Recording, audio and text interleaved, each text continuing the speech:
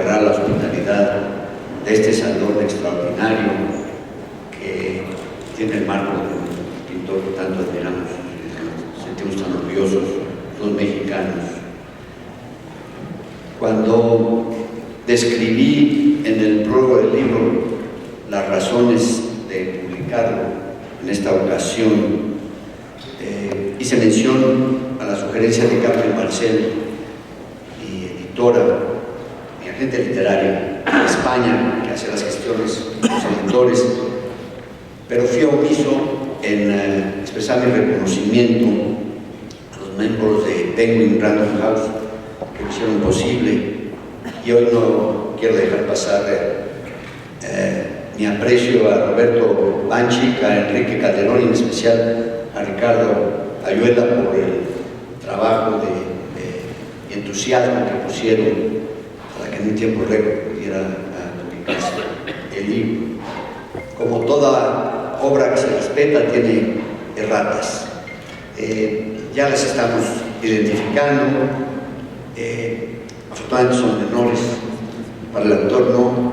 Espero la benevolencia de los lectores sobre ellas. En una edición posterior serán debidamente atendidas, pero hay una en particular, y es que al citarse una carta del comandante Fidel Castro respecto a ciertas gestiones mexicanas, le hace referencia al canciller de México, Tello, y algunos de esos duendes que hay en las editoriales, se le hizo fácil en la transcripción de la carta poner el nombre del canciller como Carlos, cuando en realidad era Manuel Tello, extraordinario diplomático y entrañable amigo que era entonces el secretario de Relaciones Exteriores de México.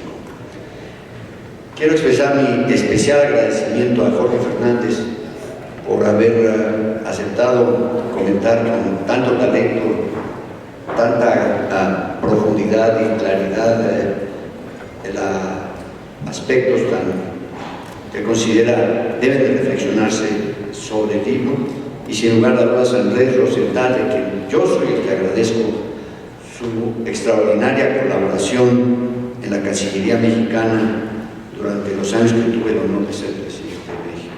Así que a ambos me reconocimiento y me aprecio muy especial.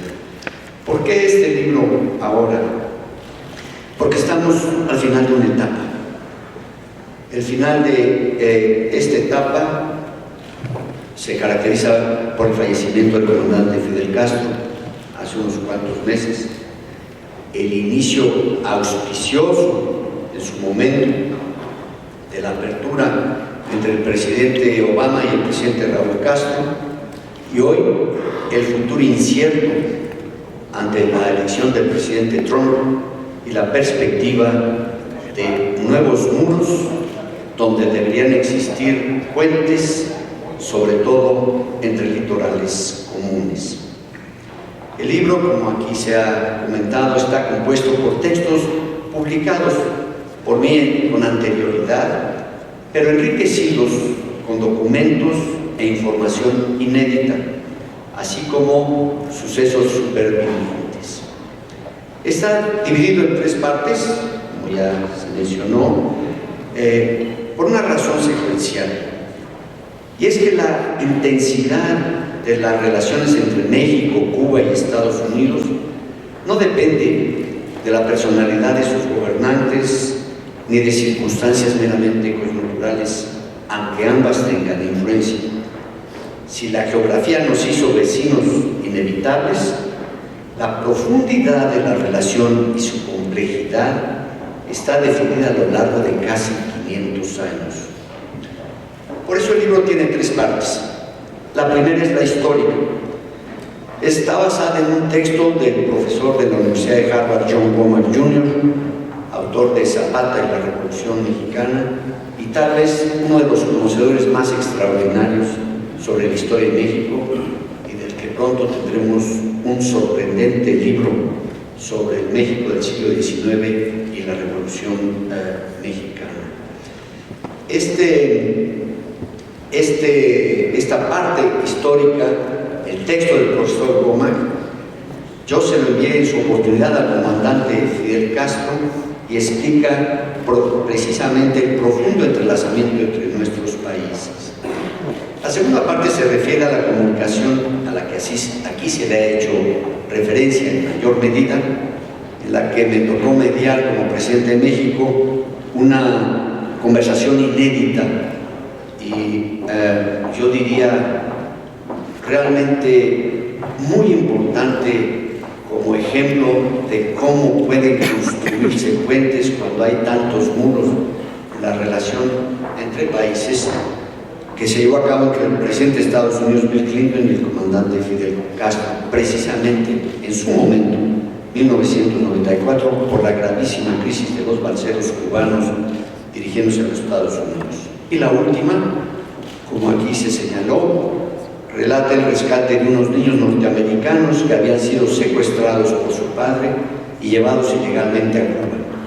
Y esa mediación fue posible, a pesar de que habían transcurrido ya casi 10 años de haber concluido mi responsabilidad como presidente de México, porque la relación con el comandante y con Cuba no terminó con la presidencia, sino que se extendió durante muchos años. Esa primera parte histórica nos muestra que existe una predisposición a pensar que las relaciones que se dan entre nuestros países no tienen otra cosa en común que sus vínculos de amistad o ciertas características más o menos generales o epidérmicas. Pero la afinidad entre México y Cuba hay que analizarla bajo lentes más sofisticados que permitan observar en detalle esta relación que es compleja y que tiene muchos tipos de relaciones duraderas y disímiles. Se trata de coincidencias en todos los terrenos, no necesariamente de afinidades. La cultura, la lucha por la soberanía, los retos ante la pobreza y la injusticia y las luchas contra los imperios. Tiene la parte histórica, su arranque en 1517, no les voy a leer el libro, aunque es breve, contra mi costumbre, porque si se los leo ya no lo van a comprar. Y aquí la editorial no se sentiría bien atendida. Pero miren, les comparto algunas reflexiones de cada uno de los capítulos. El histórico. ¿De dónde viene esa interrelación de 500 años entre nuestros dos países, entre México y Cuba? Pues es que en 1517 es precisamente cuando parten los navíos españoles de la isla antillana a realizar lo que ellos llamaban sus descubrimientos, y va a culminar con el secuestro de la flota que estaba en Santiago de Cuba, hecha por un aventurero llamado Hernán Cortés, y parte con ella para fundar lo que se conoce como la Villa Rica de la Veracruz, y lo inicia desde Cuba.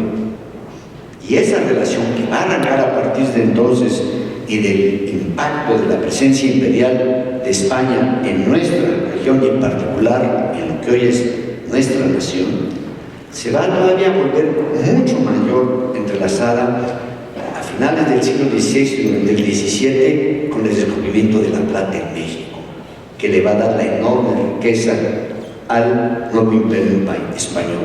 Y esa plata se transportaba precisamente desde el nuevo puerto de Veracruz hasta el puerto de La Habana, desde el cual se organizaba un verdadero convoy para proteger esa riqueza adquirida en nuestros territorios y no fuera robada por los piratas, como decían los españoles, o expropiada por los bucaneros, como decían los ingleses y los holandeses, que se apropiaban de ella. Pero además, nuestra plata, por medio de los llamados situados, financiaba toda la construcción de la nueva Cuba, del puerto, de los fuertes y toda la burocracia y la estructura que se va generando ahí, además de que la que se trasladaba hacia España. Y desde ahí arrancó la exploración de la Florida, y ahí arrancó también esa interrelación entre los tres países. Ya para el siglo XVIII era imposible tramitar asuntos de verdadera relevancia sin tener que hacerlo tanto en México como en Cuba. Para el siglo XIX Los lazos eran evidentes, con un trasfondo estratégico. En México, nuestro México sí apoyó las insurrecciones de Cuba durante los años 20 del siglo XIX, contra lo que piensan todavía hoy algunos historiadores cubanos.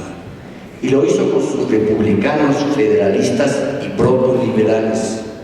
Además, del otro lado, muchos cubanos liberales y partidarios de la fundación de una república encontraron asilo en nuestro México. En primerísimo lugar, Martí,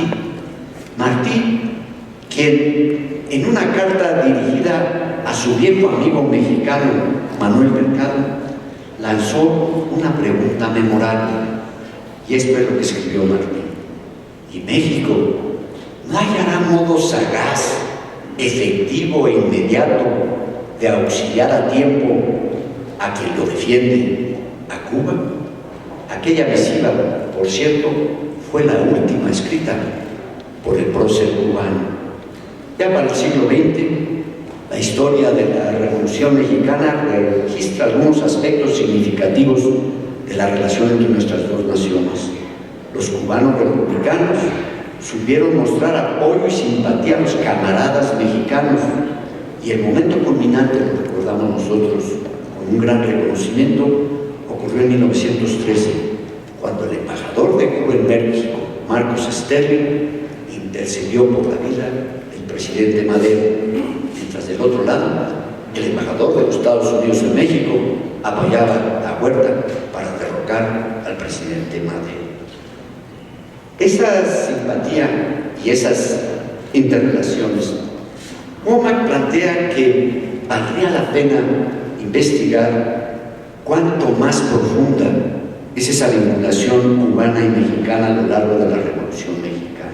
Por ejemplo, el Ejército Libertador cubano, de una manera u otra, influía en la mentalidad de militantes zulianos zapatistas, y en el Ejército Libertador del Sur, de Emiliano Zapata. Se puede pensar que tal vez los jefes zapatistas tuvieron al Ejército Libertador cubano, dice Womack, en mente cuando nombraron a su propio Ejército Libertador del Sur. Además, la rebeldía de estos revolucionarios zulianos en México fue mayor en su extensión y amplitud en los distritos azucareros de Morelos, desde los Pintos de Juan Álvarez hasta la rebelión incontenible de 1911. Womack nos dice, y lo registra el texto, que la revolución zapatista tuvo una capacidad expansiva muy fuerte de revolucionarios que pensaban más allá del entorno de su localismo, de su pueblo. La propuesta de Womack en este caso es que esas familias llevaban todavía 3 generaciones después de haber llegado a México como esclavos procedentes de África, llevaban en el corazón del emancipado, capaz de luchar por la justicia para todos. Por eso, y esta tesis novedosa de Womack aquí se recoge, más que el liderazgo de un calpuler local, como se ha querido ver a Emiliano Zapata, estaríamos en la Revolución de Morelos, que es parte fundamental de la mexicana, ante la rebeldía de gente cuya independencia los hacía ajenos a la limitación impuesta por los pueblos con su localismo y un ámbito cerrado. Es una cuestión, finalmente, que enfatiza la diferencia entre el enfoque antropológico, el indigenismo y el localismo, y ante él impone el enfoque sociológico, el de las relaciones amplias entre la gente que no se conoce, pero se entiende y pueden actuar juntos colectivamente. De ahí la importancia de los antecedentes históricos, y además redactados en el libro y que esperan su interesada lectura. La segunda parte es precisamente la que capturó la mayor parte de los comentarios aquí realizados.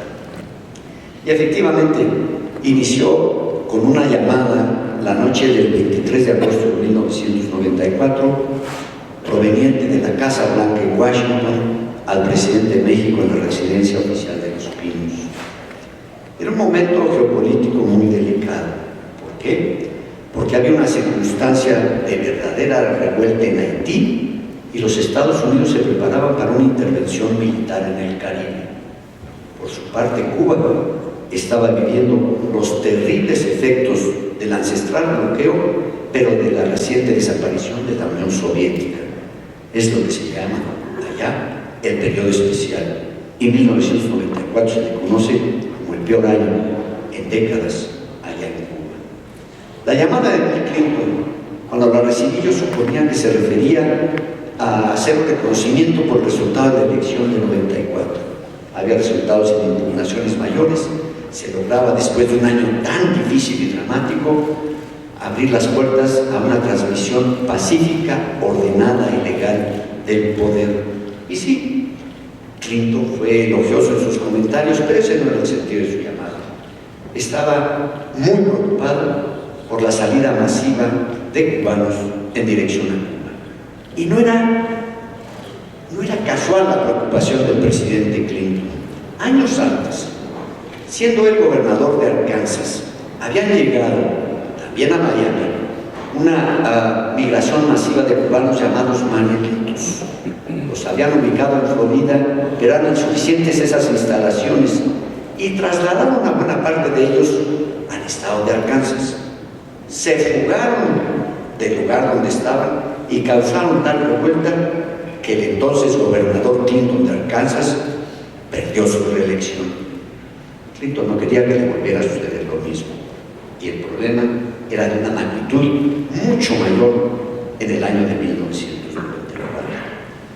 Clinton pidió discreción y me dijo: ¿podrías sondear con Cuba qué es lo que está sucediendo y qué están pensando?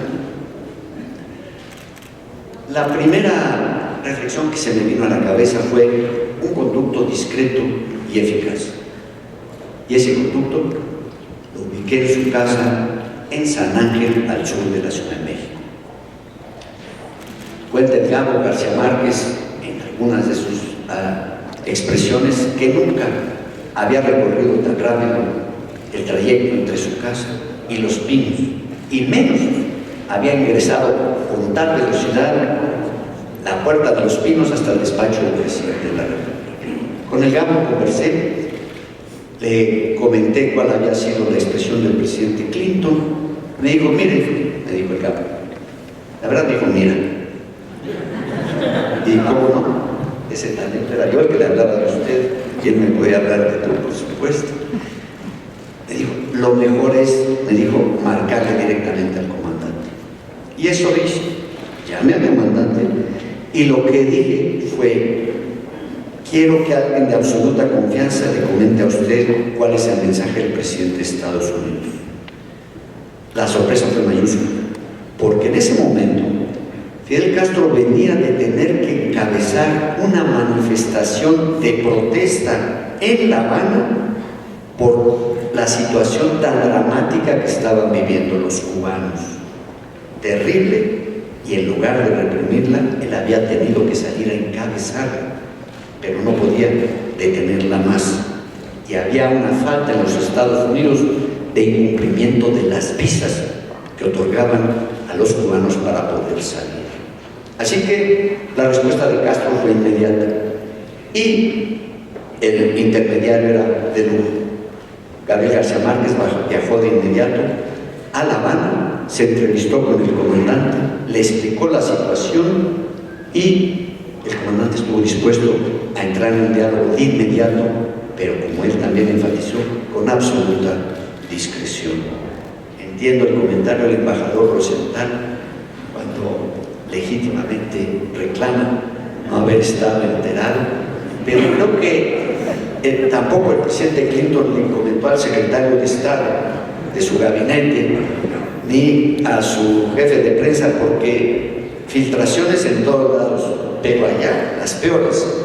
Así que la discreción exigía que se pudiera tener este diálogo y esta comunicación directa entre ambos presidentes, el de Estados Unidos y el de Cuba, con la eficacia que requería el momento. Además había una circunstancia objetiva de enorme urgencia. El clima era terrible, las condiciones del mar muy adversas y por lo tanto el riesgo enorme para aquellos que estaban desesperados por salir de Cuba y en balsas dirigirse a los Estados Unidos. Mucha desconfianza, tanto de Clinton como de Castro, pero se iniciaron las comunicaciones. El gobierno cubano integró un equipo de la más alta calidad y Clinton reconoció ese nivel, esa calidad, y decidieron proceder para ver si podían sentarse a dialogar. Fue en esa ocasión cuando se dio una cena en una pequeña lugar de retiro y descanso de los presidentes demócratas de Estados Unidos, en Martha's Vineyard le llaman, ¿verdad?, en la que el presidente Clinton invita a Gabriel García Márquez, a Carlos Fuentes y a William Styron, estuvo también en esa cena, pero ahí se da un diálogo en el cual lo más extraordinario es cuando los participantes relatan su diálogo, no se parece para nada. Yo tengo el diálogo que sostuvieron el presidente Clinton y Gabriel García Márquez por una versión escrita que Gabo me entregó y la reproduzco aquí en el libro. El presidente Clinton, por su parte, terminado su mandato, publicó sus memorias y él reproduce en un párrafo bien largo esta cena. Ustedes verán que son totalmente disímbolas, pero no opuestas, las versiones del encuentro. Pero la esencia de esa cena fue que el Gabo le dijo a Clinton: hable con Fidel, téngale confianza, no lo va a defraudar. Y eso fue un elemento adicional que permitió avanzar en esta comunicación. Había dos temas cruciales. Uno, Clinton quería hablar de la solución de los migrantes, pero no del embargo. Castro, por su parte, quería resolver y dar una opción de salida a los miles de cubanos que querían irse, pero por una vía ordenada, legal y bien estructurada entre los dos países, y por supuesto que quería hablar del embargo. Y es ahí donde en inicios de septiembre del 94 el presidente Clinton hace una propuesta de diálogo para resolver el problema de las visas y dice: una vez resuelto después podremos tratar otros temas. A lo que el presidente Castro me dijo: ¿y a qué otros temas se refiere? Porque el de la soberanía cubana no lo vamos a dialogar. En realidad, los otros temas eran definitivamente el de levantamiento del embargo. El presidente Clinton no estaba en condiciones políticas en ese momento de abordarlo y tenía razón, vivía una emergencia. El presidente Castro estuvo dispuesto a solo abordar el tema de la urgencia de los migrantes bajo la oferta del presidente Clinton de que después se hablaría de los otros temas. Fue cuando el 6 de septiembre tuve una conversación telefónica con el presidente Castro por una llamada que él me hizo y me dijo: le pido por favor que anote con cuidado lo que le voy a decir. Dígale al presidente Clinton que mi respuesta es que aceptamos lo que propone y confiamos en su palabra. Fin del mensaje. No se necesitó más. No fue un documento lacrado, no fue un texto de unas 50 cuartillas para justificar la decisión. Fue una expresión verbal en que dijo: aceptamos lo que propone, confiamos en su palabra. Y así se sentaron a dialogar en Nueva York las delegaciones de ambos países. Y lo que sucedió fueron dos golpes de fortuna que afectaron una mejor solución de la que se alcanzó, porque sí se dio el otorgamiento de las visas comprometidas y una salida ordenada de los cubanos que querían irse hacia los Estados Unidos. Pero el primer golpe de fortuna fue que en noviembre del 94 el presidente Clinton tuvo una debacle electoral. Perdió el control del Congreso y el Partido Republicano, por primera vez en 40 años, recuperó el control de la Cámara de Representantes. Así que eso limitó todavía más el margen de maniobra del presidente Clinton. El 30 de noviembre del 94 llegaron a México el presidente Castro y el vicepresidente de los Estados Unidos, Al Gore. En medio de todo este intercambio y diálogo y negociación, mas no a tratar este tema, venían a la toma de posesión del nuevo presidente de México y a la entrega de esa responsabilidad por el que salía. Y ocurrió algo bien curioso.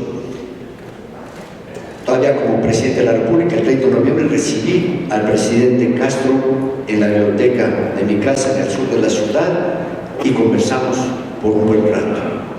Poco después recibí en el mismo lugar al vicepresidente de los Estados Unidos, Al Gore, y conversamos ahí por un buen rato.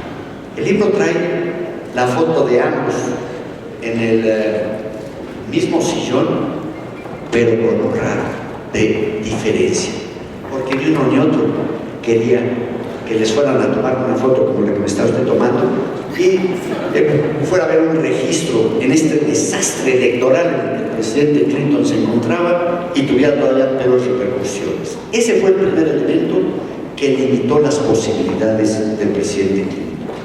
Pero el segundo fue uno muy delicado.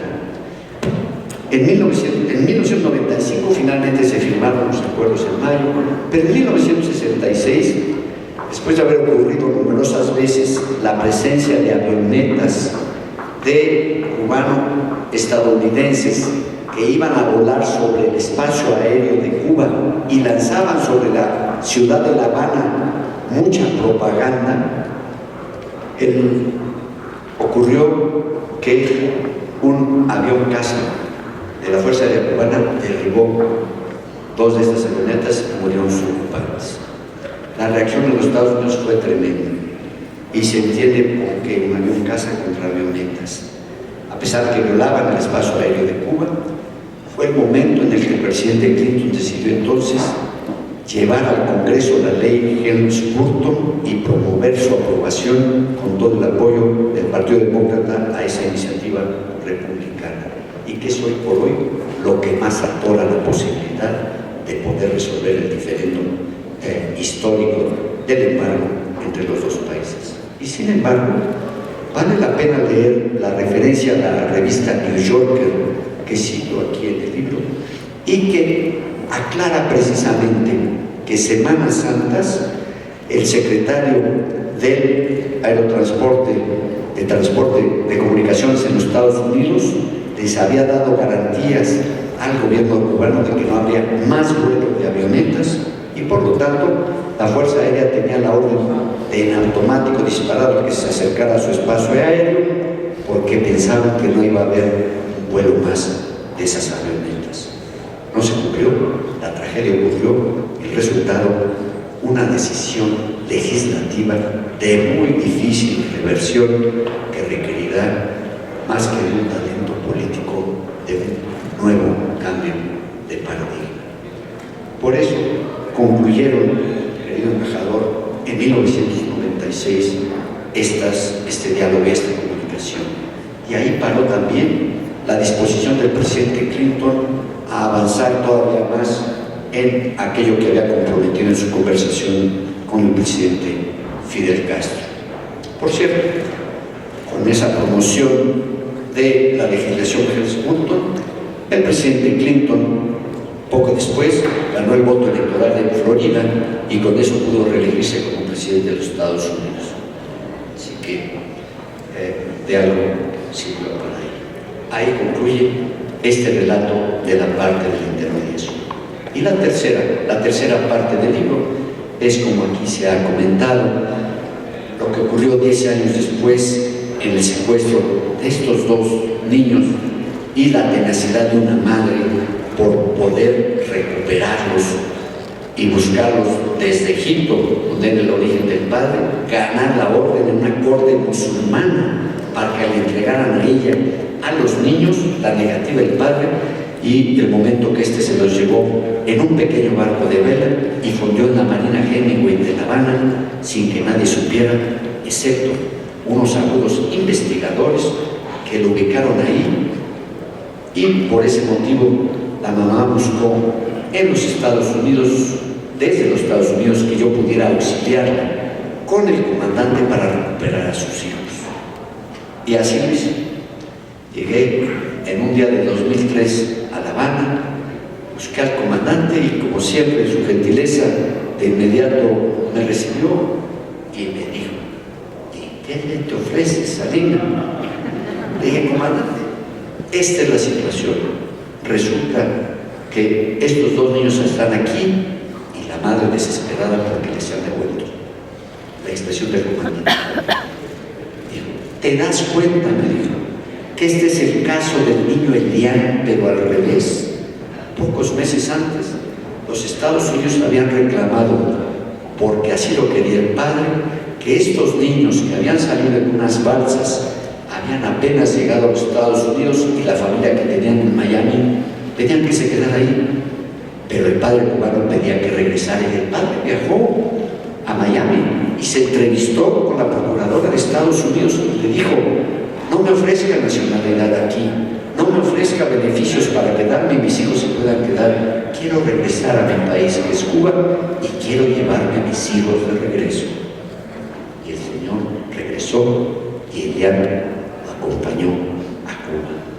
Imagínense la reacción del comandante al saber que tenía él ahí a dos niños estadounidenses secuestrados cuya madre estadounidense reclamaba, con una celeridad impresionante y dedicando todos los recursos de investigación, que son abundantes, del régimen cubano, ubicaron efectivamente a los niños en la Marina Hemingway, y horas después ya los tenían con mucho cuidado, los habían separado de su padre para que no hubiera un efecto traumático sobre ellos. Los llevaron a un hospital para ver el cuidado de su salud, y entonces sí, le hice un llamado a la madre de los Estados Unidos y le dije: ve a México, te está esperando un avión que te va a traer a La Habana, porque parece que será una realidad el encuentro con tus hijos. Llegó sin creer que fuera cierto. La recogí en el aeropuerto acompañado del secretario privado del comandante y nos fuimos directo al hospital. Y los que atestiguamos el reencuentro de la madre con dos hijos que habían perdido durante años y vieron muchos momentos que pensó no volverlos a ver, ha sido de esos instantes en que no se habla, pero las lágrimas son las de todos los presentes, las que dan el testimonio de la emotividad de esa situación. Los niños están ya con su madre, viven en los Estados Unidos. Ella regresó, organizamos en una ocasión allá en La Habana una comida mexicana a la que mi esposa llevó un platillo que el comandante apreciaba muchísimo y no le entendíamos qué era. ¿Cómo le llamaban? Sí, pero como decía, los cactus. O sea, hagan estos cactus mexicanos que me gustan tanto, nopales. Claro que llevamos nopales. Hicimos esa comida con él y fue en verdad una manera de conocer otra dimensión de ese hombre, de ese sistema, y de utilizar la posibilidad de relaciones ya construidas para poder llegar a esa circunstancia. Esa es la estructura del libro. Y la verdad, tenemos que comprender que la relación entre los tres países, México, Estados Unidos y Cuba, ha sido muy compleja a lo largo de la historia. La nuestra con los Estados Unidos, basta recordar que no siempre han sido tersas. En 1847 perdimos más de la mitad de nuestro territorio por la invasión del ejército norteamericano. En 1913, lo que acabo de relatar de la intervención de su embajador en el golpe al presidente Madero. En 1914 la invasión a Veracruz y en 1916 la expedición punitiva en Chihuahua buscando a Pancho Villa. Pero también las hemos tenido constructivas con el presidente Roosevelt y la política del buen vecino. Y yo puedo atestiguar el respeto hacia México y la cordialidad con la que pude tener la comunicación y el diálogo durante 6 años, 4 de ellos con el presidente George Bush padre y 2 con el presidente Bill Clinton. También la relación entre Cuba y Estados Unidos ha sido históricamente muy complicada. Recuerden que cuando Cuba alcanza su independencia de España, 100 años después, casi después de la nuestra, al momento que se baja la bandera española en La Habana, la que sube no es la cubana, es la de Estados Unidos, porque ellos son los que se quedaron con la isla después de derrotar a España y pedir Filipinas, Puerto Rico y la base de Guantánamo. Todavía no podían tener Cuba su independencia, le llega después de Enmienda Platt y conocemos aquella crisis de los cohetes que estuvo a punto de llevar a el mundo a un holocausto nuclear. Así que, por razones obvias de carácter geopolítico, la soberanía de México mantiene una estrecha relación con la soberanía de Cuba. Perder de vista este hecho esencial y pensar que responde solo a motivos políticos internos sería cometer un error de grandes consecuencias, nocivas para nuestras naciones. El apoyo que México ha sabido otorgarle a Cuba en su lucha por mantener la soberanía, sin desconocer jamás cuáles son las insuficiencias o los reclamos que legítimamente se pueden hacer, rebasa el tema de las posiciones políticas domésticas y se ubica en el contexto de la batalla a favor de nuestra propia autonomía. Convendría recordar el gran interés de nosotros mismos en la independencia de Cuba. Si una independencia aumenta, la otra se fortalece, y si una pierde, entonces la otra más. Y es en este contexto que tenemos que encontrar entre nuestros 3 grandes países puentes que vinculen nuestros litorales en lugar de muros que los dividan. Yo escuché con mucha atención las preguntas que planteó Jorge Fernández y en su comentario, además de las preguntas, él puso un gran énfasis en la relevancia de la política exterior. Y es que por nuestra circunstancia geográfica, la política en México siempre tiene que ser geopolítica. Y qué mejor conclusión de eso, de lo que está sucediendo en estas horas en nuestra relación con los Estados Unidos. Y al mismo tiempo, Jorge lo enfatizó, la importancia en las relaciones diplomáticas de la confianza en la palabra, o dicho de otra manera, palabra que se da, palabra que se cumple. Preguntaba Jorge, muy bien que México tenga el principio de no intervención, pero ¿cuáles son los límites? Lo que pasa es que si no lo ubicamos en contexto histórico, no podremos darle su adecuada precisión. Mientras existió la Guerra Fría, la confrontación fundamental entre los Estados Unidos y la Unión Soviética, entre la economía de mercado y la economía socialista y comunista, el objetivo principal de la política exterior de los grandes países industrializados era evitar la proliferación del comunismo. No les importaban los derechos humanos, no les importaban las condiciones internas de un país, lo único que les importaba era evitar que avanzara ese tipo de régimen. Y entonces sí, cuando ubicaban una circunstancia que iba en esa dirección, intervenían en otros países por otros motivos como democracia y derechos humanos, no estaba en su agenda. Terminó la Guerra Fría. Pues ahora, lo único que no debemos de permitir es que valores fundamentales, legítimos e indispensables, como la lucha por la justicia, la democracia y la libertad, pues sean utilizados como pretextos contemporáneos para seguir practicando las viejas prácticas de intervención que los caracterizó durante la Guerra Fría. creo que esos reclamos que hay sobre abusos en distintos países puede conducirse el planteamiento a través de los grandes organismos multilaterales como Naciones Unidas, los órganos que tienen constituidos, para que no se erijan unos como jueces de todos los demás y en el fondo están solo promoviendo sus intereses particulares. Interlocutores, decía Jorge Fernández, lo fuimos entonces en 94, él planteaba la pregunta de por qué no en esta reciente intermediación entre el presidente Obama y el presidente Raúl Castro, se es interlocutor cuando lo invitan.